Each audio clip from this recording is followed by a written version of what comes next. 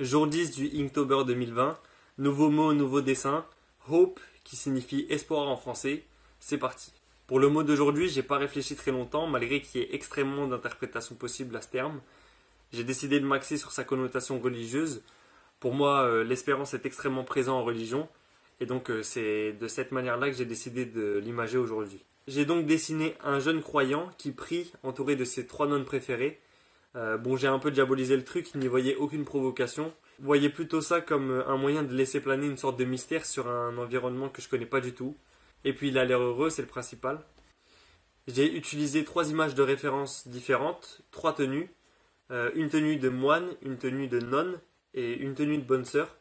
Pour voilà, avoir une diversité de tenues et pas avoir trois clones autour de l'enfant, ça aurait pas été intéressant. J'ai fait en sorte que le petit garçon qui prie soit totalement entouré par les trois personnages. D'une part, parce que le mot espoir est représenté par ce petit garçon-là, et aussi pour augmenter le sentiment d'inquiétude, enfin plutôt le sentiment de protection qui émane des trois personnes autour de lui. Je suis assez content de l'effort que j'ai fait aujourd'hui, c'est la première fois que je fais un dessin avec autant de personnages qui interagissent entre eux. D'habitude c'est un ou deux maximum. Là j'ai fait en sorte que chaque personnage réponde à une charte graphique cohérente. Voilà, tout est cohérent dans ce dessin-là, j'ai l'impression. Je suis content du visage de mon petit garçon là qui prie. Aussi des tenues, elles sont plutôt cool. Après évidemment, vu que c'est la première fois que je tente cet exercice-là, j'ai pas tenté le diable. C'est approprié pour le dessin que j'ai fait quand j'y pense. Mais voilà, j'ai pas tenté le diable à faire les visages, etc. Ça aurait déjà été peut-être un peu blasphématoire, encore plus que ça ne l'est déjà. Mais en plus de ça, voilà, j'avais peur de rater la cohérence entre tous les visages, donc je ne l'ai pas fait. J'ai mis des masques à la place, c'est un peu mieux je pense, et ça a été plus simple à faire.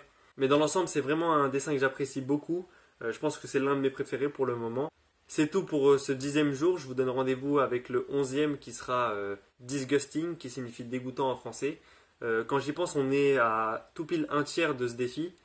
Je dis ça comme si c'était simple alors que je suis en train de galérer à faire les posts, les vidéos tous les jours, etc. Tous les dessins, forcément. Mais voilà, je suis content d'arriver à ce palier-là avec cette nouvelle qualité, ce nouveau rythme. En termes de montage et tout, il y a beaucoup de choses qui ont changé. J'espère que ça se voit. Même en termes de format, c'est des formats un peu plus courts, mais c'est pour que ce soit un peu plus digeste pour vous comme pour moi à faire. Pour vous, j'ai dit vous en me montrant, bref. Voilà, je vais pas m'arrêter en si bon chemin. On est au premier tiers, je vais aller au bout. Enfin, j'espère aller au bout. Maintenant, voilà, j'espère vous avoir inspiré et si possible donner envie de dessiner. À demain pour le jour 11.